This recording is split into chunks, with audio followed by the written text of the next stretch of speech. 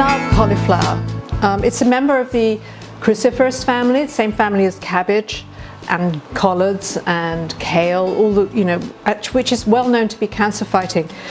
And cauliflower is a winter vegetable, and it's one of the great things about nature is that in the winter it gives us all those things that we think we can only get from summer vegetables, like vitamin C. Cauliflower is very high in it, also B6, and it's just really a really good vegetable. Now, this dish that we're going to make is, for me, it's kind of like a meal made in heaven because it's a gratin. And when I lived in France, I got into cooking gratins with milk and cream instead of with the kind of flour-based cheese sauces I'd been brought up with. So the sauce in this dish is really a fantastic compromise. Its base is creamy ricotta cheese blended with a little milk.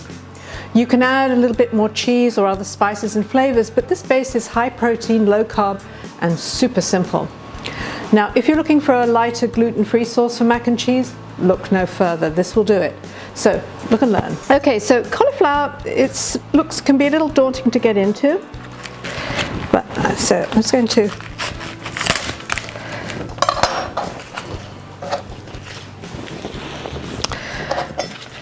now you can actually cook it with all the greens on it if you want.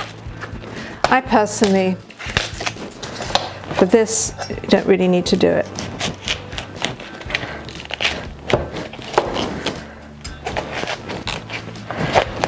Okay, so what we want to do is just break it. See how the inside of the cauliflower, it's got kind of a central sort of stem with all of the florets on it. So we're just going to cut those off. Now if you want to, you can kind of, I sometimes will stick my knife in and core it, but this is so much easier. There we go. What I'm going to do is put these, break them up, and put them into the bottom of a steamer and just steam them until they're just al dente. Now I have some which we already did here, so you can kind of see how this is just, it's not really soft, it's not mushy, it's just firm. Right, so let me just get this out of the way and I'll start to show you how to assemble. All right, so what I'm going to do is now these are shallots which I sliced and I just caramelized a little bit in a little bit of olive oil. Shallots are great because they don't take long to get to this stage and they're very sweet. So I'm going to just put these along the bottom. I used about 3 smallish ones to do this. Mess around. What these will do, these will give like a really nice kind of caramelly, oniony, sweet flavor to the gratin. Right. And then I'm just going to lay the cauliflower pieces on top. It's a bit like making a quilt in as much as just trying to get each of the pieces in. And it's always good to have a dish which is roughly the size of the cauliflower. You want it to be quite packed in. That looks pretty good already. Now, for the sauce. Now I'm going to grate a little bit of, first of all I'm going to grate a little bit of parmesan. Now one of the fantastic things about, I always buy parmesan in a chunk. And there's a good reason for this, because when you buy it pre-grated, you're basically buying air. Because I only need a couple of spoons, and you'll see that with the microplane grater, it goes really fast. I'm also going to grate on top of the cheese a little bit of nutmeg. And again, this is kind of a PSA for microplane graters, because really they're perfectly great. So that's it. Now I'm going to put in this is the ricotta cheese. It's going in there. And I'm going to put it, there's about a cup of milk here. I'm going to start off slowly. Put a little bit of salt in there, about half a teaspoon.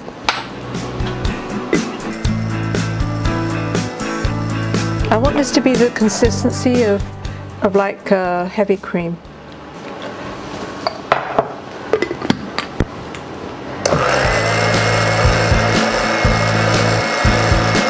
Which it kind of is now. So I'm going to put the cheese in. This is the parmesan. This will just give it the ricotta a light cheesy flavour.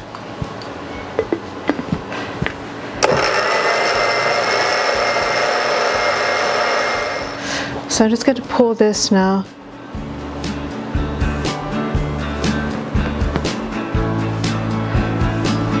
Over the cauliflower. So it's going to get about as much as I can. The recipe calls for a cup of milk to a cup of ricotta, but really it's one of those things you need to judge it by the consistency, because you can see that this was just creamy. See how it's coating the cauliflower? Right. Now, back to the microplane grater. Now, we're going to layer a bit of cheese and breadcrumbs on this. And the breadcrumbs will give it crunch. And again, you can see just how great this grater is. So I'm going to just put some of this on top. Probably should have just grated it straight on there. Now we're going to put in some breadcrumbs. Now these breadcrumbs I made at home from gluten-free bread, and it's so easy to do. You can just put them into a coffee grinder or a food processor and just crunch them up. There we go. It's about a cup here. Okay. A bit more cheese. This is going to be kind of a layering thing. I'm going to put a bit of parmesan on here too, just because I like it.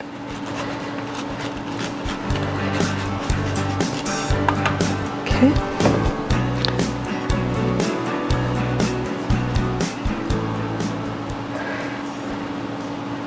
And then what I can do, you can either, depends on really what you prefer, but you can either dust it with a little bit of oil or a little bit of butter.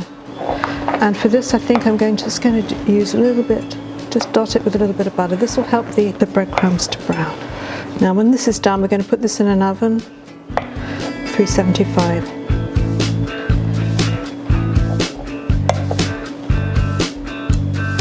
For about 30 minutes. Okay.